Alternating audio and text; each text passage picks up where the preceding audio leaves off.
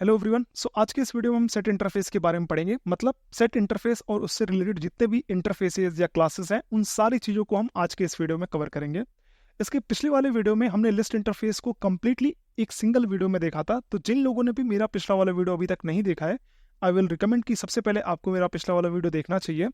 और जिनको list interface बहुत अच्छे से क्लियर है वो मेरे इस वीडियो को डायरेक्टली भी कंटिन्यू कर सकते हैं। बट अगेन उनके लिए भी आई विल रिकमेंड कि आपको मेरा पिछला वाला वीडियो देखना चाहिए, क्योंकि आपको कुछ ना कुछ जरूर सीखने को मिलेगा।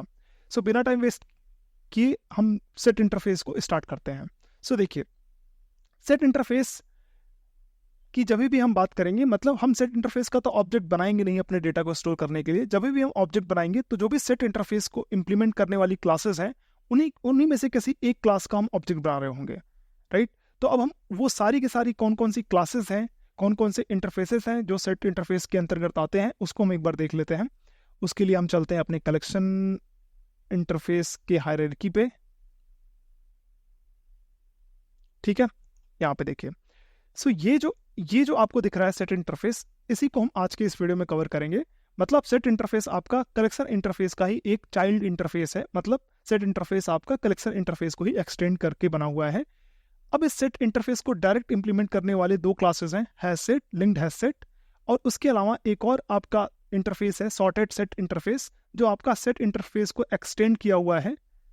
और उस सॉर्टेड सेट इंटरफेस को इंप्लीमेंट करने वाला एक क्लास है ट्री सेट, जिसको हम आज के इस वीडियो में देखेंगे। तो ये सारी चीजें हम आज के इस वीडियो में देखेंगे। इसके पिछले वाले वीडियो में हम सारे की सारे लिस्ट से रिलेटेड इंटरफेसेस, क्लासेस, ये सारी चीजें हमने पिछले वाले वीडियोज में देख लिया था। चलिए, तो हम स्टार्ट करते हैं आज का topic, set interface. If we want to represent a group of individual object as a single entity where duplicates are not allowed and insertion order is not preserved, then we should go for a set interface। अब ये statement पढ़ के clear हो गया कि कब करना चाहिए। बेसिकली देखिए, अगर मैं इसको फिर से समराइज करूं, जब भी आपको ग्रुप ऑफ इंडिविजुअल ऑब्जेक्ट को as a single entity represent करना होता है, जहां पे आप डुप्लीकेट को अलाउ नहीं करना चाहते हो और इंसर्शन ऑर्डर आप प्रिजर्व रखना चाहते हो, नहीं रखना चाहते हो, आई डोंट केयर। यहाँ पे हमने मेंशन किया हुआ है insertion order is not preserve, because by default आपका इंसर्शन ऑर्डर प्रिजर्व नहीं होता है। आप चाहो तो कर सकते हो, ठीक है। तो जब भी आपका कुछ इस टाइप का रिक्वायरमेंट हो जहाँ पे आप डुप्लीकेट ऑब्जेक्ट्स को अलाउ नहीं करना चाहते हो, देन फिर आप सेट इंटरफेस की तरफ आते हो, ठीक है। ये बहुत स्ट्रेट फॉरवर्ड था, आपको समझ में आ गया। नाउ इसके अंदर एक नोट देख लेते हैं। तो सेट इंटरफेस के अंदर कोई भी न्यू मेथड हमने डिफाइन नहीं किया गया है। इसका मतलब जो भी मेथड्स आपके कलेक्शन इंटरफेस के अंदर डिफाइंड है वही आपके इनहेरिट होकर के सेट इंटरफेस के अंदर आते हैं। और जो भी क्लासेस सेट इंटरफेस को इंप्लीमेंट करती है उनको उस सारे मेथड्स को ओवरराइड करना पड़ता है, ठीक है। कहने का मतलब, ये जितने भी आप मेथड्स देख रहे हो, कैसे एक एलिमेंट को ऐड करना है, कैसे एक एलिमेंट को रिमूव करना है, कैसे साइज पता करना है, वगैरह वगैरह, ये सारे के सारे मेथड्स जो आपके कलेक्शन इंटरफेस में डिफाइंड थे, वो सारे के सारे मेथड्स आपके बाय डिफॉल्ट सेट इंटरफेस के भी अंदर इनहेरिट होके आते हैं। बट सेट इंटरफेस के अंदर कोई नया मेथड डिफाइन नहीं है, ठीक है। जैसा कि अभी अभी हमने सेट इंटरफेस की पूरी हायरार्की देखी है, और उसमें ये देखा था कि सेट इंटरफेस को डायरेक्ट इंप्लीमेंट करने वाले दो क्लासेस होते हैं, hash set, linked hash set. सबसे पहले हम स्टार्ट करते हैं अपना हैश सेट क्लास के बारे में। देखिए, हैश सेट जो आपका क्लास है वो अंडरलाइन डेटा स्ट्रक्चर आपका हैश टेबल यूज करता है। मतलब हैश टेबल जब भी आपका डेटा स्ट्रक्चर यूज होगा, इसका मतलब जो आपकी सर्चिंग आपकी जो ऑपरेशन है वो काफ़ी फ्रीक्वेंट हो जाएगी, क्योंकि हमें पता है हैश टेबल के अंदर जो सर्चिंग होती है वो order of one time complexity में होती है, राइट। मतलब order of constant time complexity में सर्चिंग परफॉर्म होता है हैश टेबल के ऊपर। हैश टेबल क्या करता है, आपका अंडरलाइन डेटा स्ट्रक्चर आपका हैश टेबल यूज करता है। और चूंकि सेट इंटरफेस को ही इंप्लीमेंट कर रहा है हैश सेट क्लास, इसका मतलब आपको हैश सेट के भी अंदर आपका डुप्लीकेट ऑब्जेक्ट अलाउड नहीं होंगे, क्योंकि पूरे के पूरे सेट इंटरफेस में ही आपके डुप्लीकेट ऑब्जेक्ट अलाउड नहीं होते हैं, ठीक है। तो underline data structure is hash table, duplicate objects are not allowed in hash set, insertion order is not preserve. Hash set के अंदर डुप्लीकेट्स अलाउड नहीं होते हैं, इंसर्शन ऑर्डर आपका प्रिजर्व नहीं होता है, ठीक है। अब आपका हैश सेट कब यूज करना चाहिए, तो हैश सेट आपका बेस्ट तब होता है जब आपका फ्रीक्वेंट ऑपरेशन सर्च है। क्यों? क्योंकि आपका underline data structure hash table है, जो आपका सर्च इफिशिएंट डेटा स्ट्रक्चर है, ठीक है। अब चलिए, अब हैश सेट में आपको डेटा स्टोर करना है, इसका मतलब आपको हैश सेट का ऑब्जेक्ट बनाना पड़ेगा। और जावा के अंदर जो ऑब्जेक्ट बनते हैं वो न्यू कीवर्ड से ही बनते हैं। तो आपका हैश सेट जो आपका क्लास है वो आपको एक कंस्ट्रक्टर का सपोर्ट देता है, जिसका यूज करके आप ऑब्जेक्ट ऐसे डायरेक्टली बना सकते हो, hash set h = new hash set. अब इस कंस्ट्रक्टर का यूज करके जब आप ऑब्जेक्ट बनाओगे तो जैसे हर एक कलेक्शन की क्लासेस में जो आपकी कहानी स्टार्ट होती है, मतलब एक फिक्स साइज का इनिशियल कैपेसिटी का एक आपका डेटा स्ट्रक्चर क्रिएट होता है, और जैसे ही आपका वो डेटा स्ट्रक्चर फिल हो जाता है, एक बिगर साइज का आपका again new data structure create होता है और उसका रेफरेंस वेरिएबल पुराने वाले में स्टोर हो जाता है। सेम सेट ऑफ कहानी आपकी यहाँ पे भी लागू होगी। नॉट इवन यहाँ पे कलेक्शन फ्रेमवर्क के अंदर मैक्सिमम जगह पे आपके सेम कॉन्सेप्ट यूज होते हैं, ठीक है। तो यहाँ पे जो आपका पहला कंस्ट्रक्टर का सपोर्ट मिला है, उसका यूज करके आप ऑब्जेक्ट बना सकते हो हैश सेट का, जिसके अंदर आप डेटा स्टोर कर सकते हो। इसके अलावा कुछ और कंस्ट्रक्टर का सपोर्ट मिलता है, जैसे आप चाहते हो कि नहीं यार मुझे कुछ इनिशियल कैपेसिटी का हैश सेट एक पहली बार में ही बनाना है, तो आप सेकंड कंस्ट्रक्टर का यूज करके बना सकते हो। या उसके अलावा आप चाहते हो कि नहीं यार जो फिल रेशियो है वो मैं खुद ही डिफाइन करूं, तो उसके लिए आप थर्ड कंस्ट्रक्टर का यूज कर सकते हो। इसी तरह कुछ सेट ऑफ कंस्ट्रक्टर का सपोर्ट आपका हैश सेट क्लास ने प्रोवाइड किया हुआ है, ठीक है। अब इसके अंदर डेटा कैसे स्टोर करते हैं, कैसे फेच करते हैं, ये सब चीज़ें हम थोड़ा देख लेते हैं।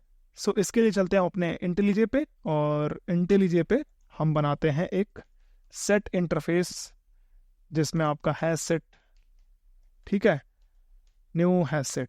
तो ये हमने ऑब्जेक्ट बना लिया। अब जैसे ही मैंने ऑब्जेक्ट बना लिया, अब मैं चाहूँ तो इसमें वैल्यू रख सकता हूँ।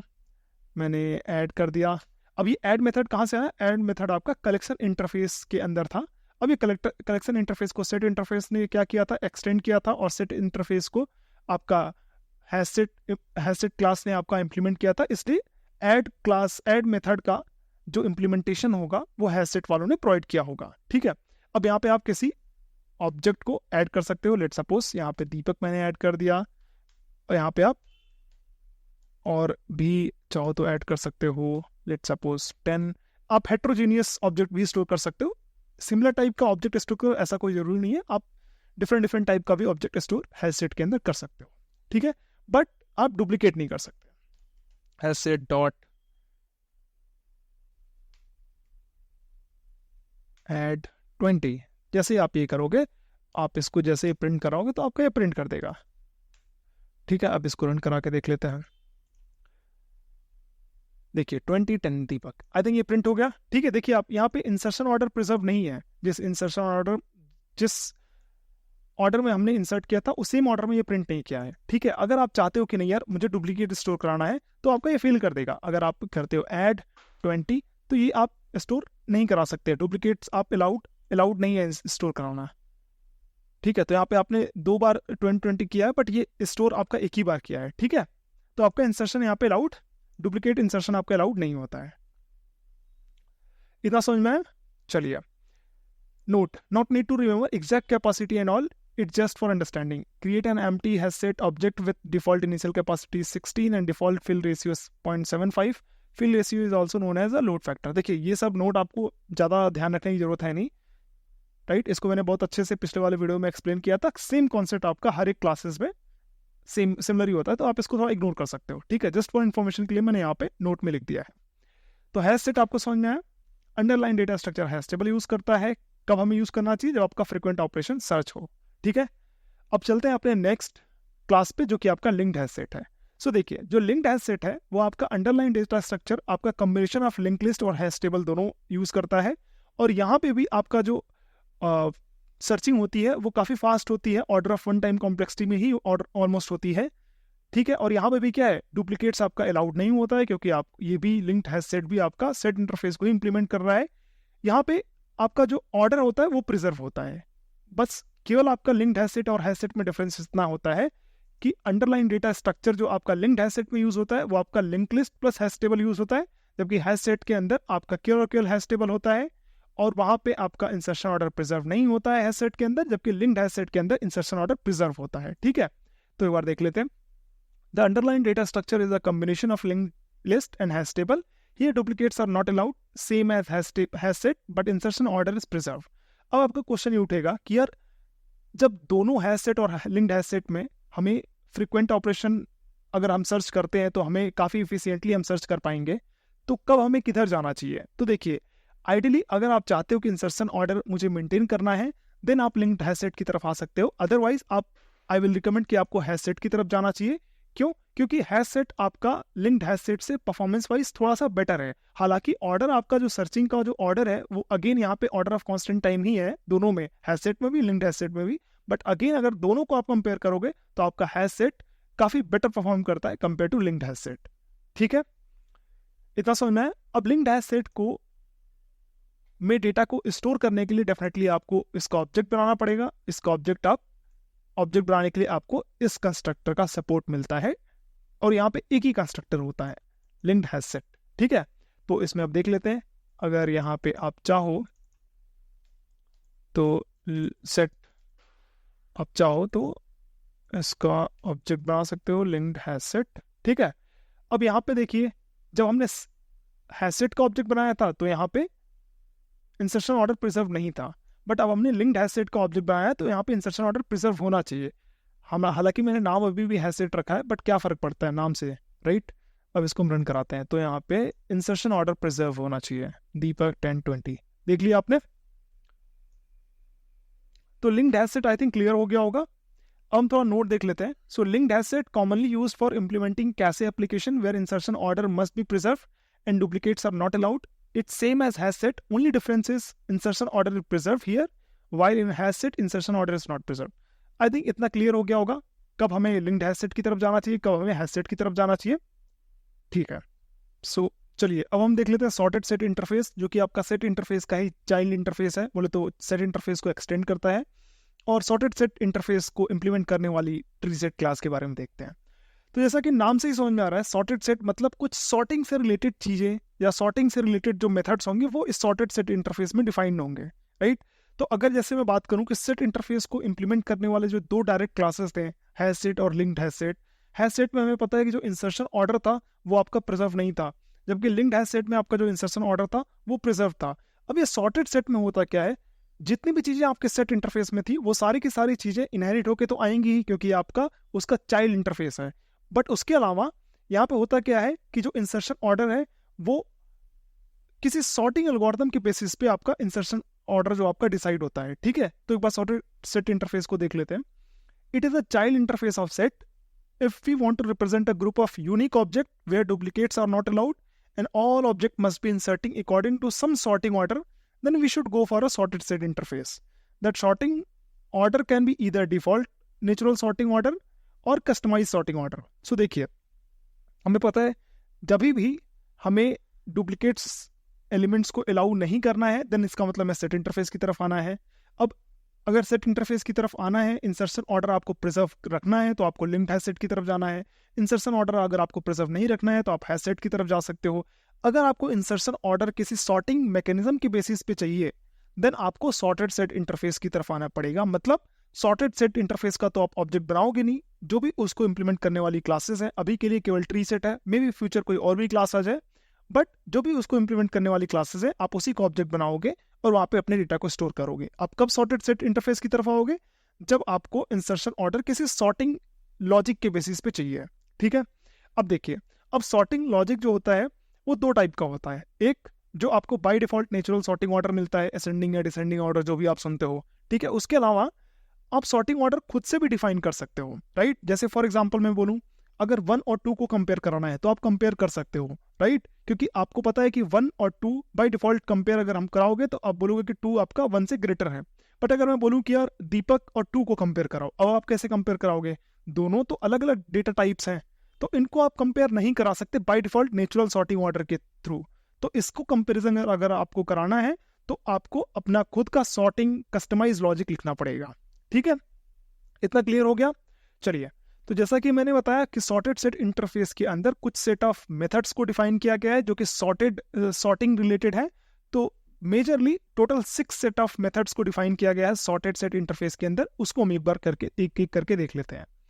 सो जो सबसे पहला मेथड है ऑब्जेक्ट फर्स्ट, ये करता क्या है, आपका फर्स्ट ऑब्जेक्ट को रिटर्न करता है। ठीक है, जो आपका सेकंड है लास्ट, मतलब ये लास्ट ऑब्जेक्ट को रिटर्न करता है। मतलब जब भी आप सॉर्टेड सेट में जो भी आप डेटा इंसर्ट करोगे वो किसी सॉर्टिंग के बेसिस पे आपका इंसर्शन ऑर्डर प्रिजर्व होगा, राइट। मतलब इंसर्शन ऑर्डर तो प्रिजर्व नहीं होगा, जो भी आपका ऑर्डरिंग होगी वो किसी सॉर्टिंग एल्गोरिथम्स के बेसिस पे होगी। जो आपका पहला एलिमेंट होगा उसको अगर आप रिटर्न करना चाहते हो तो फर्स्ट मेथड का यूज करो, जो आपका लास्ट एलिमेंट है उसको रिटर्न करना चाहते हो तो आप लास्ट मेथड का यूज कर सकते हो। सिमिलरली आपको जो थर्ड आपको मेथड का सपोर्ट मिलता है हेडसेट, ये बोलता है कि आप जो भी ऑब्जेक्ट यहाँ पे पास करोगे उसके पहले, हेड मतलब उसके पहले वाले जितने ऑब्जेक्ट्स हैं, मतलब उससे जो छोटे वाले बेसिकली जो ऑब्जेक्ट्स हैं उसको ये रिटर्न करेगा। ठीक है। सिमिलरली आपका जो फोर्थ मेथड है टेल सेट, ये क्या करता है, जो भी आप ऑब्जेक्ट पास करोगे उससे जितने भी बड़े वाले ऑब्जेक्ट हैं, मतलब उसके बाद वाले जितने ऑब्जेक्ट्स हैं वो ये बेसिकली प्रिंट करता है। सिमिलरली आपका जो पांचवा मेथड है सबसेट, इसमें आप दो ऑब्जेक्ट पास करते हो और उन दोनों ऑब्जेक्ट के बीच में जितने भी ऑब्जेक्ट्स आते हैं वो आपका ये रिटर्न करता है सबसेट मेथड। लास्ट और बहुत ही इंपॉर्टेंट जो आपका कंपैरेटर मेथड है उसके बारे में देख लेते हैं, ये थोड़ा इंपॉर्टेंट है आपके लिए। सो देखिए, return the comparator object that describe underlying sorting techniques. Second है आपका if we are following default natural sorting order then this method returns null. अब इसको थोड़ा और समझ लेते हैं। सो देखिए, होता क्या है, जैसे मैंने बताया कि जो आपका ऑर्डरिंग होगी वो किसी सॉर्टिंग एल्गोरिथम या सॉर्टिंग लॉजिक की बेसिस पे होगी।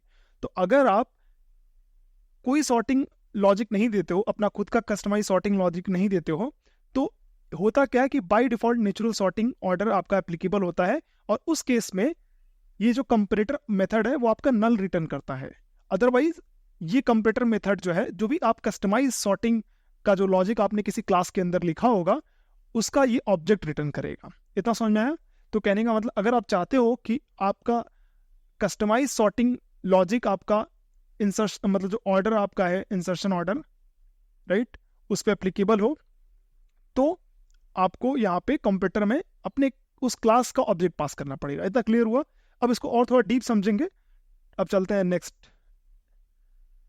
हाँ, अब चलते हैं ट्री सेट के ऊपर। तो देखिए, ट्री सेट जो है आपका वो सॉर्टेड सेट आपका जो इंटरफेस है उसी का एक इम्प्लीमेंटेशन क्लास है। अब ये ट्री सेट क्या करता है, जो आपका अंडरलाइन डेटा स्ट्रक्चर यूज करता है वो बैलेंस्ड बाइनरी सर्च ट्री करता है। अब हमें पता है कि बैलेंस्ड बाइनरी सर्च ट्री करता है, मतलब जो बैलेंस्ड बाइनरी सर्च ट्री में जो सर्चिंग होती है वो order of log and time complexity में होती है। क्यों? कि अगर आपका बाइनरी सर्च ट्री है, मतलब इन द वर्स्ट के सिनेरियो आपकी सर्चिंग ऑर्डर ऑफ एन में भी हो सकती है, बट अगर आपका बाइनरी सर्च ट्री आपका अगर बैलेंस्ड है तो आपकी जो आपका सर्चिंग होगी वो हमेशा order of log and time complexity में होगी। ठीक है, चलिए, तो ट्री सेट आपका क्या करता है, अंडरलाइंग डेटा स्ट्रक्चर आपका बैलेंस्ड बाइनरी सर्च ट्री करता है। यहाँ पे duplicates object are not allowed क्योंकि सेट इंटरफेस से बाय डिफॉल्ट आ रहा है। Insertion order is not preserve and it is based on some sorting order of object. ठीक है, या तो वो नेचुरल सॉर्टिंग ऑर्डर होगा या आप उसके लिए कस्टमाइज अपना खुद का लॉजिक भी लिख सकते हो। ठीक है, चलिए, ये नोट थोड़ा अभी हम देखेंगे। इसके पहले हम थोड़ा देख लेते हैं कि कैसे हम ट्री सेट का ऑब्जेक्ट बनाते हैं। तो ट्री सेट का ऑब्जेक्ट बनाने के लिए जो ट्री सेट क्लास है आपको कुछ सेट ऑफ कंस्ट्रक्टर का सपोर्ट प्रोवाइड करती है। ये बाय डिफॉल्ट है tree set equal to new tree set. जैसे ही ऑब्जेक्ट बनाते हो तो इसका मतलब आपने कुछ पास नहीं किया है यहाँ पे इस कंस्ट्रक्टर में। तो होगा क्या कि ये बाय डिफॉल्ट जो नेचुरल सॉर्टिंग ऑर्डर का लॉजिक है वो बाय डिफॉल्ट उसको वो पिक करेगा। ठीक है, तो होता क्या है कि जो ट्री सेट क्या है आपका सॉर्टेड सेट इंटरफेस को इंप्लीमेंट कर रहा है, तो उसके अंदर जो कंपैरेटर वाला मेथड था ना उसमें क्या होगा, नल असाइन हो जाएगा। ठीक है, अब नल असाइन हो जाएगा मतलब बाय डिफॉल्ट वाला आपका सॉर्टिंग मैकेनिज्म चलेगा। अगर आप चाहते हो कि नहीं यार मेरा खुद का कस्टमाइज लॉजिक चले, तो उसके लिए आप इस वाले कंस्ट्रक्टर का यूज करोगे। इसमें आप करोगे क्या, आप एक क्लास बनाओगे, क्लास बना के उसके अंदर जो भी आप कस्टमाइज लॉजिक लिखना चाहते हो वो कस्टमाइज लॉजिक लिखोगे और यहाँ पे जब भी आप ट्री सेट का ऑब्जेक्ट बनाओगे वहां पे आप उस क्लास का ऑब्जेक्ट पास कर दोगे। जैसे ही आप वो ऑब्जेक्ट पास करोगे, जो कंपैरेटर मेथड है उसके अंदर ये ऑब्जेक्ट का रेफरेंस वेरिएबल असाइन हो जाता है और जो भी आपने लॉजिक दिया है अपने क्लास के अंदर वो लॉजिक चल जाता है। ठीक है, तो ऐसे होता है। मैं इसको इस वाले को थोड़ा डीप में नहीं लूंगा क्योंकि ये एक काफ़ी कॉम्प्लेक्स टॉपिक है। तो अगर आपको चाहिए तो आप कमेंट करके पूछो, मैं इसको किसी सेपरेट वीडियो में भी कवर कर सकता हूँ। बट अभी मैं ये फर्स्ट वाला by default natural sorting order से हम इस वीडियो को कंटिन्यू करेंगे। ठीक है, तो चलिए, ट्री सेट का ऑब्जेक्ट कैसे बनाना है ये हमें पता चल गया। कैसे ऐड करना है, तो ऐड मेथड से डायरेक्टली हम अपने एलिमेंट को ऐड कर सकते हैं। ठीक है, तो चलिए इसको हम जरा देख लेते हैं। इसके लिए हम चलते हैं इंटेलिजे पे। अब यहाँ पे हम करते हैं ट्री सेट। तो जैसे ही ट्री सेट में आप डेटा इंसर्ट करते हो, लेट सपोज 30, ठीक है, तो ये क्या करेगा, by default natural sorting order चलेगा, मतलब असेंडिंग ऑर्डर में आपका डेटा प्रिंट कर देगा। तो 10, 20, 30 ऐसे प्रिंट कर देगा ये। ठीक है,